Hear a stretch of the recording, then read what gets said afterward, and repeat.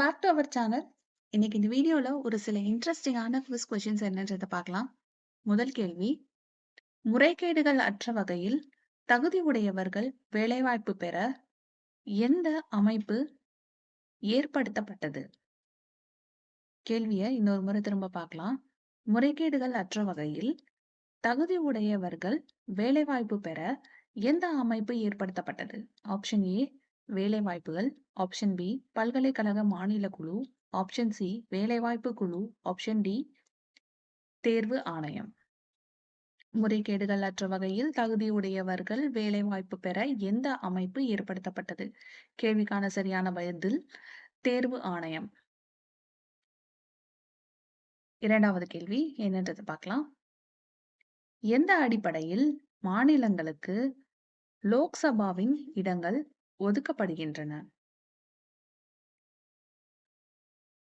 எந்த அடிப்படையில் மாநிலங்களுக்கு லோக்சபாவின் இடங்கள் ஒதுக்கப்படுகின்றன?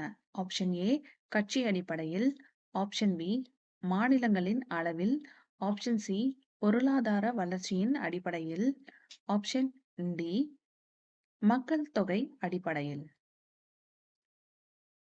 எந்த அடிப்படையில் மக்களுக்கு லோக்சபாவின் இடங்கள் ஒதுக்கப்படுகின்றன? கேள்விக்கான சரியான பதில் மக்கள் தொகை அடிப்படையில்.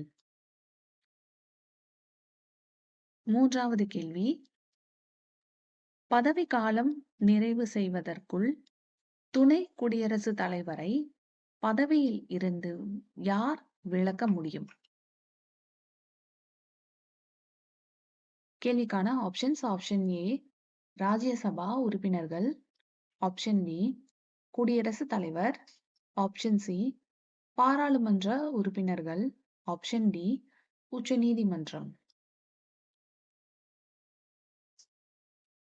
பதவிக்காலம் நிறைவு செய்வதற்குள் துணை குடியரசுத் தலைவரை பதவியிலிருந்து யார் விலக்க முடியும்? கேள்விக்கான சரியான பதில் ராஜ்யசபா உறுப்பினர்கள். நாலாவது கேள்வி என்னன்றதை பார்க்கலாம். உச்சநீதிமன்ற நீதிபதிகள் பதவிக்காலம் முடிவடைவதற்கு முன் பணி ஓய்வு பெற வேண்டுமாயின் யாருக்கு ராஜினாமா கடிதத்தை அனுப்ப வேண்டும்?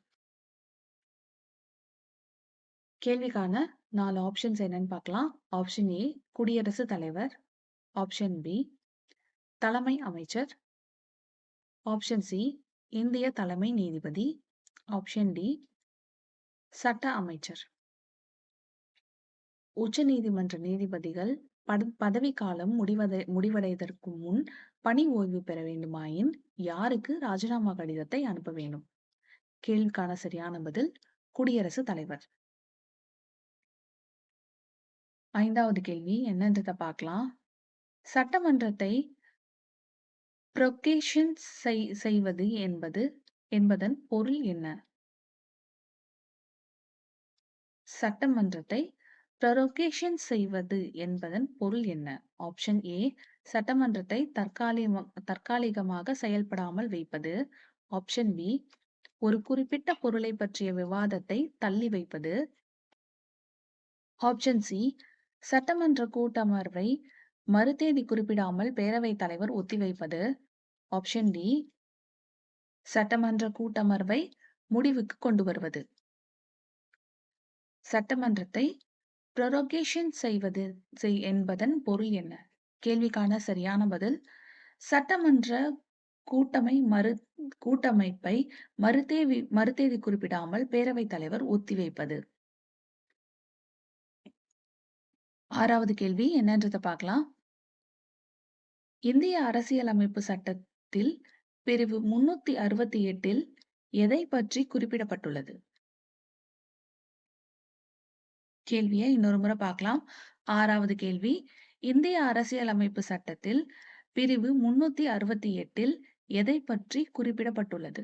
ஆப்ஷன் ஏ தேர்தல் முறைகளை பற்றி, ஆப்ஷன் பி சிறப்பு உரிமைகள் பற்றி, ஆப்ஷன் சி இந்திய சட்டங்களை திருத்துவது பற்றி, ஆப்ஷன் டி நெருக்கடி நிலை கொண்டு வருவது பற்றி. இந்திய அரசியலமைப்பு சட்டத்தில் பிரிவு 368 எதை பற்றி குறிப்பிடப்பட்டுள்ளது? கேள்விக்கான சரியான பதில் இந்திய சட்டங்களை திருத்துவது பற்றி. 7வது கேள்வி என்னன்றத பார்க்கலாம். இந்திய அரசியல் அமைப்பில் 42வது சரத்தில் எது குறிப்பிடப்பட்டுள்ளது?